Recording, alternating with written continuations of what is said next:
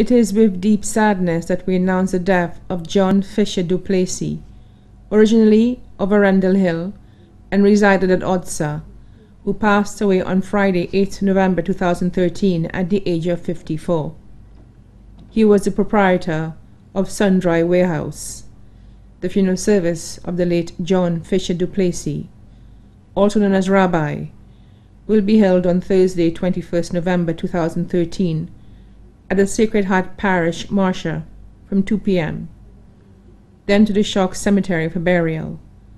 The body now lies at the Ramballi's Funeral Parlor, Calvary Road, Castries.